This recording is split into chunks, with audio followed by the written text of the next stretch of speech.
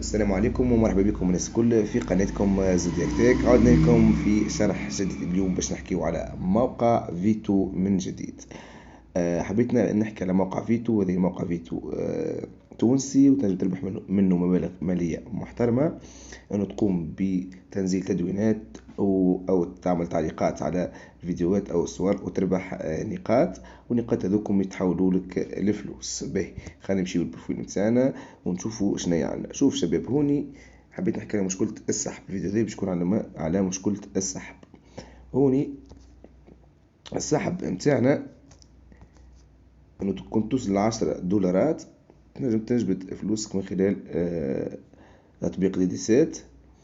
كان 10 دولارات فقط، انا فوت ل10 دولارات قال لي لازمك توصل ل100. يعني ايش معناه نوصل ل100 بالضبط؟ يعني بعد نوصل انا ل100 تقول لي لا 150 تنجم تسحب. نوصل 150 تقول لي 200. يعني بالحق نحب نقول حاجة، يعني الموقع صادق ما هو صادق لحد هذه اللحظة.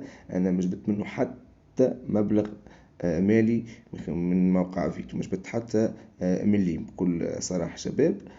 مازلنا شوفوا اللي جبد من تطبيق فيتو نجم يكتب لنا في اسفل هذا الفيديو انه الموقع صادق وراني جبت منه ووصلني السحب متاعي.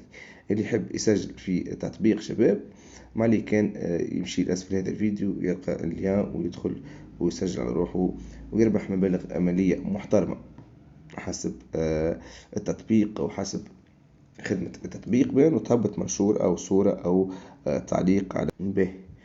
شوف شباب كيما تشوفوا هنا، نمشيو هنا لهذه الكلمة نمشيو. شوف شباب، كان السحب 10 دولارات فقط، أنا فوت ل10 دولارات قال لي توصل ل100.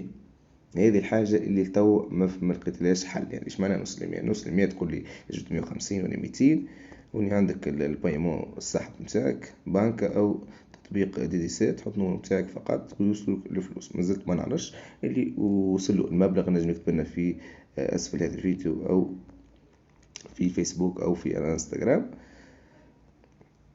عليك نقول لكم السلام عليكم ورحمة الله وبركاته.